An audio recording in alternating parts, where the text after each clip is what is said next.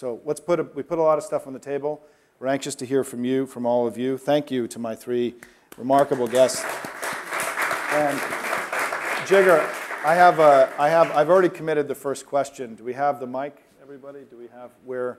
Jake? There it is. Jigar, fire away, Jigar. I have it written down here, but I wanted to give you the opportunity live. Well, my question really came out about there seems to be a lot of domestic policy pieces around the environment. And I think, given all the wonderful historical works that have been written about sort of resources, fight over oil or this or that and the other thing, I'm wondering whether, Barack Obama will actually take some of that domestic work that he's doing and actually apply it, from a foreign policy point of view around actually, whether it would be USAID or other foreign aid that we provide, whether there's a change in the scope of our foreign assistance and foreign policy by that nature. He gave a big speech August 1st, 2007, I think it was, when he sort of laid out his ideas about foreign aid. And it's a great speech. This is the speech where he said if he had actionable intelligence of al-Qaeda activity in Western Pakistan, he'd strike. So that got all the headlines. But there was much else of substance in the speech, and a great deal about foreign assistance. Do I know where all that stands now in the State Department? No, I do not. I think it's obviously that's a huge fight on Capitol Hill that I think many Democrats as well as Republicans would be resistant to. So it probably costs more political capital than it gains one in terms of domestic politics. But go look at the speech if you're interested, and I thought it was just a terrific scheme for what liberal internationalism meant in real fiscal terms.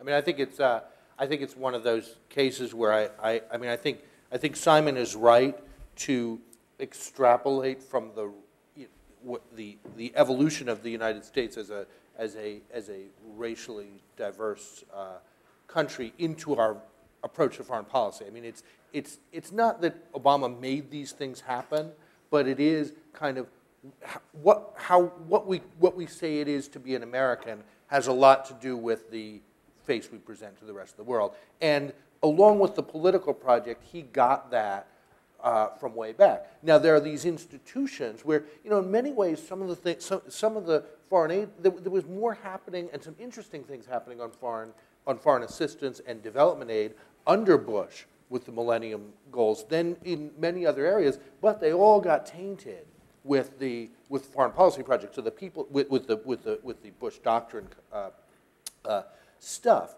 So the used broadly, not in the narrow way. I don't want to sound like Sarah Palin here, but they all so that you talk to people who do that work, and they'll say, we're trying to do good stuff, but there was nothing you could do as an American in that time. Now you're going to have to use that personal appeal, but then there has to be real stuff behind it, which is not just USAID or anything like that. It's the level of cooperation in international, in joint decision making. In the I can't remember where the follow up on Kyoto is in Copenhagen in September or October.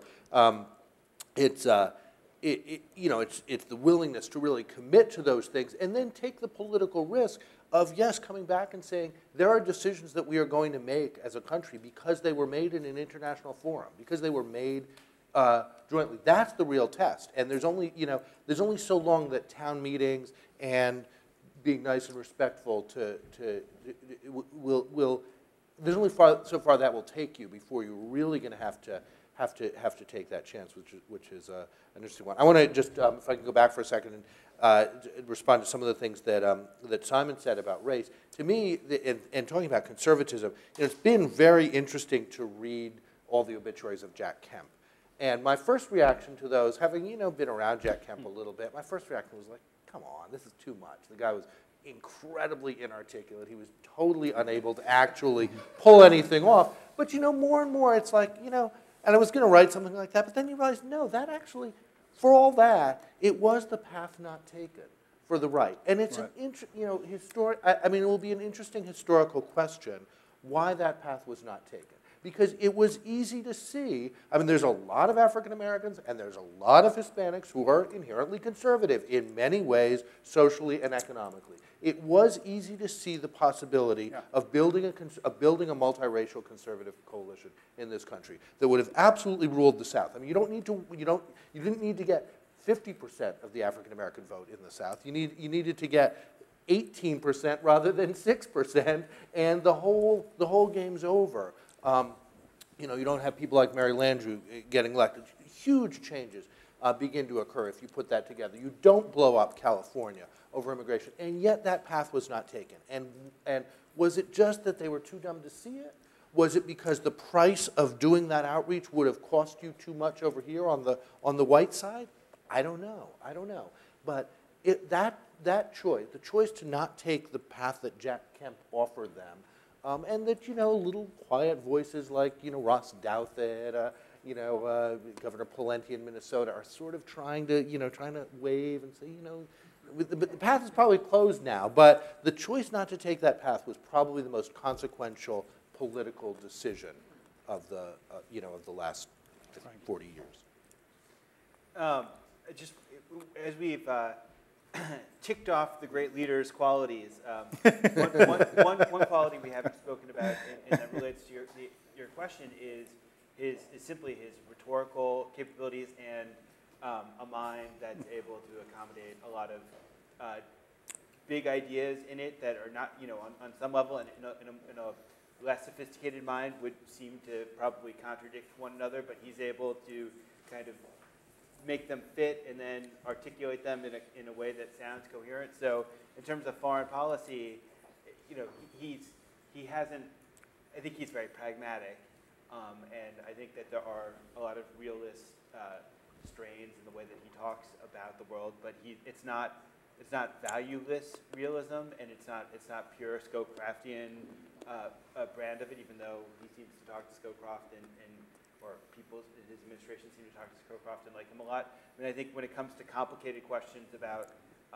democracy in the world, I think he's able to articulate an agenda that doesn't surrender the notion that we're on the side of democracy in the world at the same time, that he understands that you can't push it in every place at every given moment because there are other more immediate crises that probably override that that value. And so I think that's overall one of the most impressive things about the guy is his presentation, is that, and you see it in the press conferences where he talks on in large chunks of text that are that don't pander to the lowest common denominator, that explain his policies and his vision on its own terms. Let me do this. Let me take 3 or 4 questions all at once, and then we'll let everybody, because we're going to run out of time soon. So let me start over here, Jake. Do you have your mic? We'll go back and forth, so just toss them out there. Okay. I represent independent community banks, and so I get back to the economic project. And the question that I think the administration hasn't really engaged yet, and I hope they will, and we'll be urging them to do so, is this. At this point, they have to decide, do we keep the biggest banks kind of going and make darn sure that they're good to consumers and they don't, screw them on the credit cards and screw them on the mortgages, or to take maybe an alternative path, or while you're doing that, maybe downsize some of those institutions so that more locally based institutions are providing the credit for people in their own neighborhoods, so you don't have to be quite as heavy-handed with the big guys if they're not quite so big. So I don't think the administration has really had an opportunity. It's got a couple of wars going on and other things to worry about, but I commend that to people like you and the administration to kind of look at that as 2 policy paths that they could take. Over here. We'll go back and forth. Yes, go ahead. Dana. Hey, Dana. I agree with just about everything that everyone panel said. The Tomasky communitarian interpretation, Mark Schmidt's view of the Obama political project, and agree President Obama is not remaking capitalism. I don't think you'd be using the word capitalism, except some other people are using the word socialism. I'm not sure I'd say that the Alan Greenspan, Ronald Reagan, Bush, laissez-faire deregulation economic policy was a racial project, but this is what I'd like to do is now, based on the evidence we have of the first 100 days, in policy terms, to what end? Where are we at the end of the first term based on what we've seen? I think ironically, actually, we've seen almost nothing in terms of racial policy. If there's one major issue the administration has not touched, it's the most important racially charged issue in the United States, and that's immigration. Nothing on that. But based on what he has touched, projecting forward, to what end? Where will we be? So let me do a third question from the audience, and this is from Lorelei Kelly.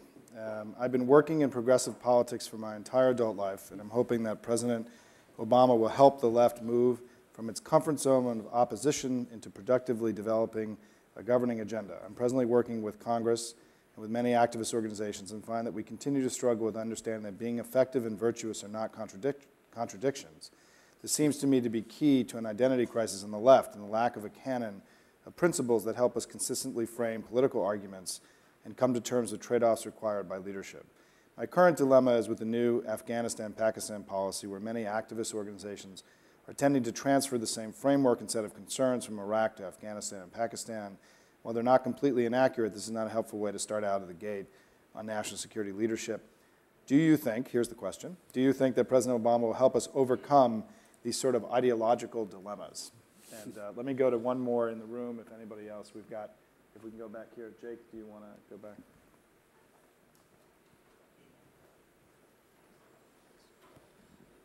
So we've kind of been, we've been talking here about how, the things that he's been doing in the first 100 days have all been kind of dominated by the economy and by those issues we hear about every day on the news. And just real quick here, because I know we're running out of time, do you feel that in the next 100 days, say, or a little bit after that, the administration is really going to start tackling any of the issues that are considered a little bit more polarizing? I mean, such as the surgence in LGBT issues and the gay marriage that's been going on. I think today D.C. voted to recognize gay marriage. And I mean, it seems as though we're dealing with issues that people can get behind, but he's kind of, shying away from dealing with issues that are more polarizing. And obviously you can't do everything in the first 100 days, but do you all feel that he'll make an effort to at least address those at some point during his first term? So, a whole bunch of stuff put on the table. Pick whatever you want, and we'll just do one more round, everybody. So Frank, can we start with you? So, I think that the genius of his tactic is that there's a genius to this tactic of going after all these issues out of the gate and deciding that you've got one chance to really make it happen, and so we'll keep them fighting on all fronts, and maybe we won't end up getting everything we want on climate, but we'll get everything we want on healthcare reform. But we do have the regulatory arm of the government, and so we can use the EPA in order to get a lot of what we want on climate, and we can create a political conditions for getting the big bill sometime down the road. So, if only healthcare reform, Dayenu, that would be that would be wonderful, because I do think that he's not trying to radically expand the regulatory state, but I think that he will use regulation to accomplish what he can't through the Congress. On a broader level, I'm just to step back and think about the constitutional system a little bit. There are ways in which the behavior of Democrats in Congress, particularly we've talked about Evan Bayh's name has been mentioned, and some of the other Democrats, particularly in the Senate, and the way that they've behaved, where they've allowed their parochial interests to trump to trump the common good, and to fall out of line pretty quickly with Obama, I think dismaying and probably goes to a broader political crisis that we have in this country, where our Congress is just not capable of dealing with these big issues anymore. I mean, there's something dismaying to me as a liberal that we have to use the Federal Reserve Board to set monstrous portions of our economic policy. You know, God bless Bernanke for doing what he's done and acting in the way that he's done, because I think the economy needs it. But I think over the long run, it's dismaying to me that we can't deal with these some of these crises through more democratic means. Mark. Thanks. I'll try to take the questions one by one. On the question of banks, we have an article in our latest issue looks at sort of how we're going to think about risk if we assume the economic and the financial crisis that leads to the economic crisis was kind of grounded in sort of thinking wrongly about risk in a way that people like Joe Nocera and Michael Lewis have written about. We tried to look at what's a better way of what's the future going to look like, and one of those is really just an argument that things can't get so big, and that we need to restore a kind of connectedness to the local environment. So I recommend that package of articles to you. On the question of where we're going to be at the end of the first term, I mean, I think it is easy to see. It will be a government that consumes more of GDP than it does now by a couple percentage points, but in which things like healthcare as healthcare consumes less, and that's done, and you have some sort of viable, robust cap and trade, cap and auction system, which is going to be related to the revenue effort. And I mean, I should say, if there's one thing if there's one dimension where I think Obama has still fallen for, what Lorelei asked about, or what Frank was talking about a little bit, and it's what I call sort of the chicken shit philosophy of Democrats. The like, let's not mess with anything. The one area where he's fallen into that is taxes, and to sort of systematically exclude everything under $250,000 in a world where you do have to say we're all in this together is a very, very classic.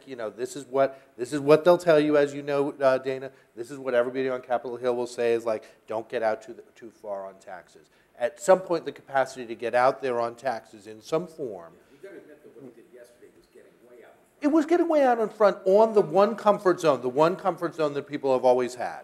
I won't, it's the John Kerry. I won't raise taxes on anybody except the Benedict Arnolds. Well, who's against taxes on Benedict Arnolds? I mean, he did it honestly because he dealt with the real issues, not the symbolic issues of the small number of corporations that did a corporate inversion. But it was a big move. But he has to open more space on that in order to get to that point. And then, of course, get the wars ended and all those things. So I think where we are is easy to see. And I think to Lorelei, I think over time we'll all start to feel. It's easy for us who are just pontificating to say we got to feel we have more room to maneuver. It's hard, and it's always very difficult when you're talking to somebody on the Hill who's saying, "Oh, I don't know if I can sell that to my boss," and somebody else is telling them to be more worried about their reelection than they possibly are. And there's always, I worked on the Hill, and you always hear that, I don't think you want to be a hero on this one kind of attitude. That is all really deeply learned behavior, and it will take some time to get people out of it, to get to thinking what I thought what Frank put it well when he was talking about the economy is, like the only thing that really matters politically is, does it work or not? It's not about, do you sell, it's not about how is it perceived. It's got to work. And when people get their political attitudes back to, we have to, do things that work, and we actually can be really confident that we're not going to just get eaten alive tomorrow, I think there's more room to maneuver. And finally, on the question about, I guess the way the last question was put is, when will he move to more polarizing issues? I want to put this in a kind of provocative way. I think there's only one inherently polarizing issue in this country, which is abortion. I think all other issues lend themselves to becoming less polarized, both over time and by how you handle them. So, you know, and the issue of gay marriage is done. We are going to have gay marriage. We're eventually going to have it everywhere. It's awesome. And it's really kind of amazing that, you know, a year ago that was so hard for people to see. But when things happen, they happen fast. And that's where we're going now. I actually had my deputy editor wrote a column where she kind of, based on a conversation with me where I said demographically, I just think this stuff is really moving fast. And she thought I was too sanguine about the whole thing. But, you know, some of those things can move fast. And by choosing to, you know, part of the Republican thing, leaving aside the racial dimension, part of the Republican thing was to push all issues to the condition of to the condition of abortion. Make all issues as polarizing as abortion inherently is. And part of the Obama project is to make any issue that can be depolarized, which sometimes means you kind of let nature take its course. You know, let the states do. I mean, I don't know that he has to do something about don't ask, don't tell, and I think he will. But he'll do it in a way that, you know, you know where the consensus is with the survey. You can make that happen in a way that is in fact not polarizing, and there's nothing to be gained by having it be more polarized. And that's the genius of the whole thing. As disparate as these four questions are, they share something thematically, I think, which is I presume, they're asked in the interest of kind of like, you know, when is Obama going to do this? When's he going to be more aggressive about this? And we want him to move a little bit more quickly and so on. And I think you know, I assume that most of us in this room probably share some basic presumptions, which is, you know, a generally favorable view of the administration, of course, and perhaps more than that. And then everybody has their particular things, you know, going from that. Everybody has their particular things that they're interested in. And on some things, Obama's moving quickly. On some things, he's moving slowly. On some things, his general project that we've all talked about with varying degrees of approbation, that, you know, he's not a confrontationalist and so on and so forth.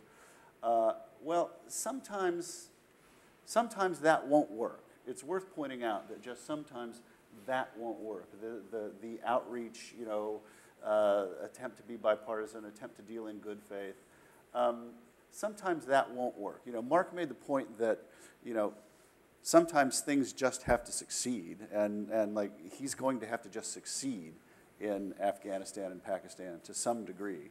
If he doesn't, that's going to be a really bad thing for his presidency and a bad thing for liberalism, and it will directly complicate his re-election chances, I think. But there's another thing that like sometimes you have to let nature take its course, but sometimes you have to fight. And some of these things are going to be big political fights. I don't think gay marriage is necessarily going to be a big political fight. I think that it may happen a little slower than you would wish, but I think, you know, now that we see that state legislatures are going to start moving in that direction, it's going to happen. And I see a quietly forming, you were talking about tolerance, I see a slowly forming, a silent majority, if you will, you know, that's not Nixon's silent majority, a quietly tolerant silent majority. Banks is going to be a fight, you know. That is something that he's going to have to fight on. How much fight is in him, how much real political fight he wants to undertake is going to be an interesting question about the next 3+ years. I want to just put my 2 cents in on the racial question that you raised, and then I'll be done and you can wrap up. But I've thought about this from during the campaign, and I've often thought, this will sound weird, but in some ways, on this question, his re-election is actually more important than his election, because you know, the election was a milestone, obviously, it goes without saying. But I'll be very interested to see, assuming he's even a reasonably successful president, with an approval rating that's not where it is now, but at, you know, 56, 57%, and heading into his re-election. How much better will he do among that part of America that was disinclined to vote for a black president? And, you know, in other words, people will have seen that we elected an African-American president. the sky didn't fall in. You know, Al Sharpton didn't become the Secretary of State, and you know, so on and so on and so on.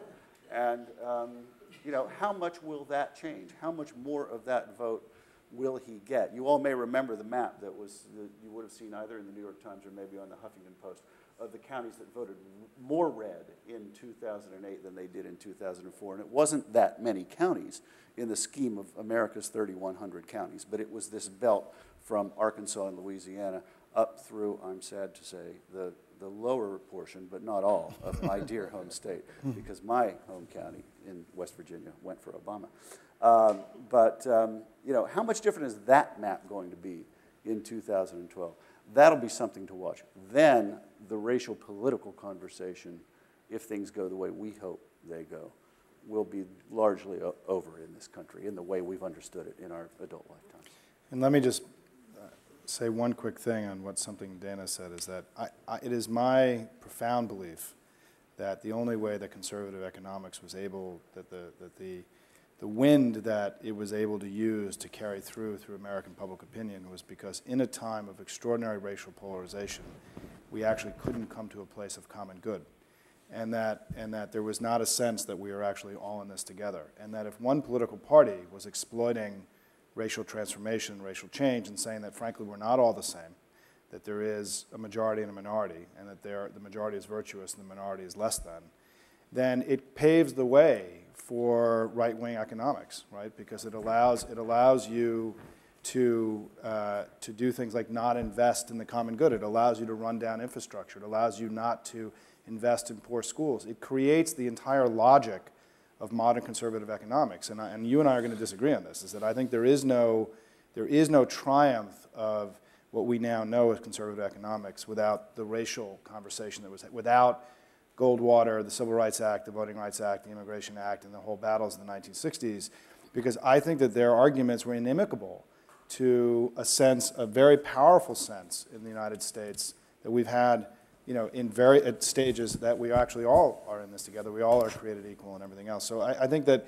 this issue of race, I think that the elites in the U.S. are now being given, people are talking about creating political space. I think Obama and his success is creating a space for us to talk about race that, frankly, we may have never had in all of our history as a country. And talk about depolarizing something that has actually been terribly polarizing.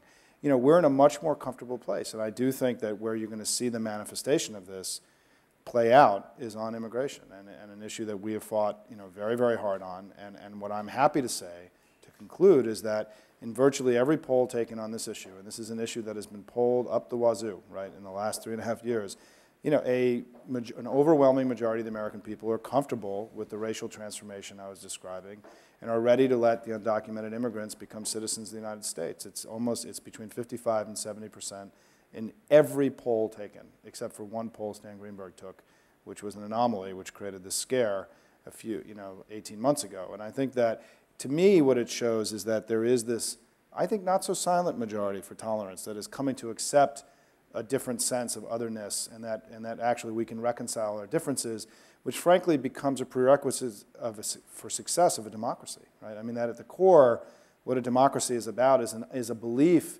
that people can disagree and come together and resolve things through other means other than war, right? I mean, that's the predicate of the entire system. And I think what's nice is and I really applaud a lot of what was said today, is this notion that we are also getting back in touch with the core of the way that this whole society was organized, and the theory of a self-governing people is also a very powerful part of all this. So let me conclude, and let me just thank our three remarkable guests. Thank you all very much. Stay in touch for NDN TV in the future if you guys are watching. And for those of you here in DC, we look forward to seeing you soon. Thanks, everybody.